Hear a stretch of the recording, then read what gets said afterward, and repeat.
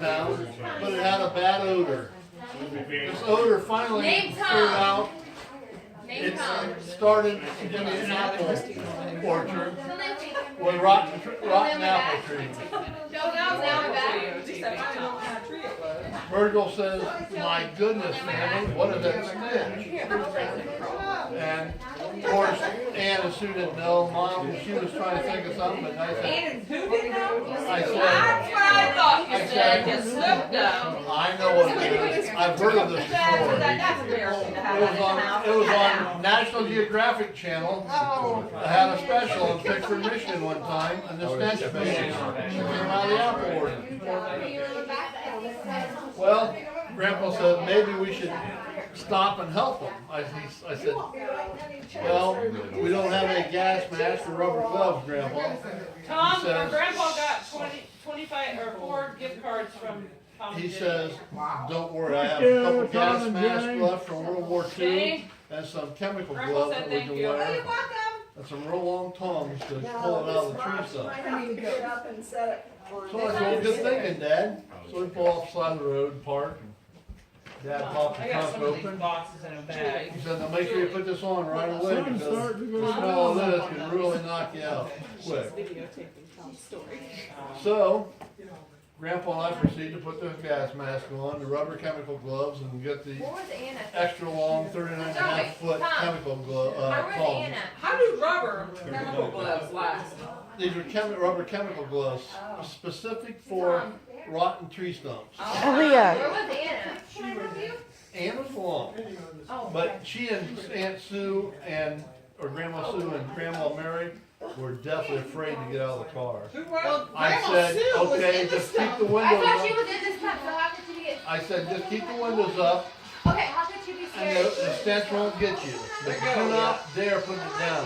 How could she be scared if she was in this time? That was my cousin Sue. Okay. Grandma. It wasn't Grandma. Okay, Grandma, it was a cousin too. So we get the tongs and we pull this out, and it's like trying to pull a night crawler out of the ground. You stretch, and it slipped out and bam, right back in again. The ooze just splashes up, and Grandpa got it all over him. I had to quick wipe it off of him before it got him. He says, try again, Tom. You're the favorite son. You're the best one. So You're the only son. I got both sets of tongs that time, and I hold it by the slimy ears. And I pulled and pulled and pulled and pulled, and finally it popped out.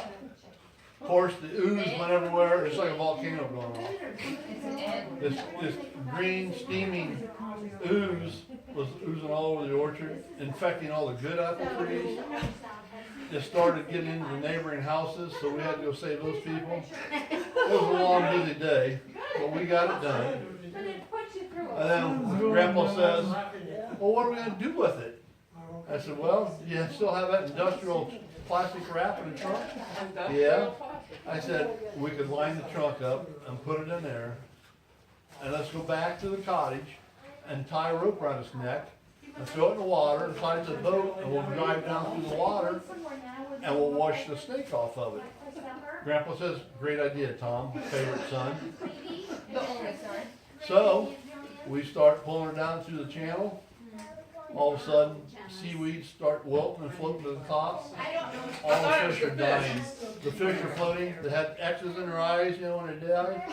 That was your cross though. And they almost, okay, X. And then they almost ruined all the fishing up here for life, as bad as the snake was. Good catch, Lynn. You can go try it. But once again, we stopped, and it sank to the bottom of the water, to the channel. Grandpa says, "Can we pull it up quick?" I said, "The longer we keep it in there, the longer the snake has a chance of getting off." So Another good idea, Tom? I had an idea. I took the boat anchor and I took the rope off and I tied it to the rope that we had the stump baby to. I threw it overboard with a little buoy and told him, we'll come back tomorrow and get it wet and soaked for a little while. It's an it and then it's a baby, so. So we go to the cottage at night, we eat, and we go to bed. We get up in the morning, I look out the window. The water in the channel is just bubbling, boiling with all the stench. So next thing you know is game wardens knocked at the cabin door, wanted to know if we know anything about this bubbling water fiasco. I said, well, we don't, but we did see some strange people out there the other day with something that really smelled and was oozing pretty bad. They said, well, would you help me get it out of the water? I said, yes, I will help. I told Dad, I said, Dad, just stay in bed, get some more rest, I'll go down and help. So they had a barge, an industrial barge, but they had to use a steel cable to hook onto it to pull it out. And once again, it had trouble. It wanted to be stuck to the bottom of the muck.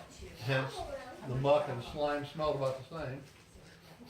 So this tug gets about ready to burn its motor up, and all of a sudden it pops out of the muck. How was that? And so Grandpa says, well, what are we going to do with it? I said, well, I thought Grandpa was in bed. Ann's Yeah, always I thought wanted. Grandpa was in bed. Well, this is after we took a while to get her out of the mud. Grandpa's awake. Grandma made breakfast for him. He had a couple of beers in the morning.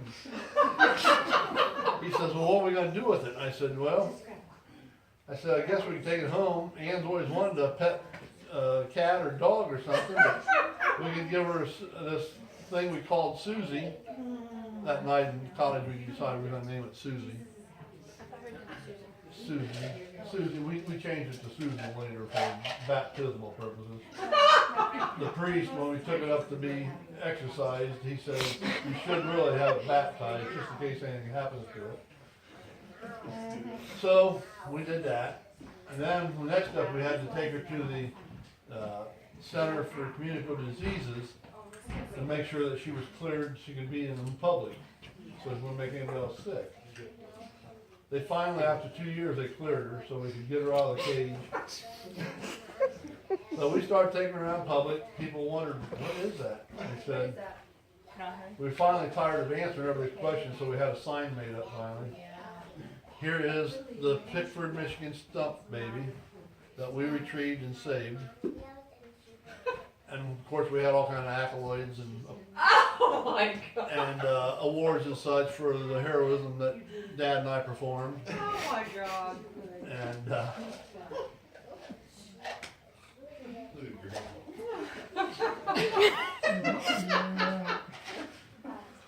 so then we went up to school one day. Grandpa said she really should go to school. Maybe she could get some smarts. I said, look at it, Dad. Do you think there's ever going to be smarts? He says, well, you're right, Tom, but we got to try. So we took her up there and showed her to Sister Mary Nunziata. Oh God. And she says, well, we do have a special trailer outside the building that we could house her in. They had stables in there and hitching posts that they took a leather strap and tied her up to the hitching post so she couldn't get away. So after all in all, 33 years later, she finally graduated to second grade. So we thought, well, that's all the farther she's going to get, so let's bring her home and we'll make do with the best we can. We thought, someday, there'll be some moon pilot end up with her, and he can deal with it. End of the story. Wait, hold on. How did she get second grade at 33? Didn't she have kids already? Well, did she have one She kid? wasn't 33, she was 36. Oh, 36, and She she had got one in second kid. grade at 3 years old. It took her 33 years to graduate second grade. Yeah, but did she It's have like one a kid fine already? wine, Ponky gets better with age. So the 3 kids are just kids that she adopted. She didn't adopt them. We What, adopted another stump her. kids? No, they were outside stump kids, outside the stump yard. You heard of the junkyard? This is a stump yard. We adopted her, Leah. We felt bad for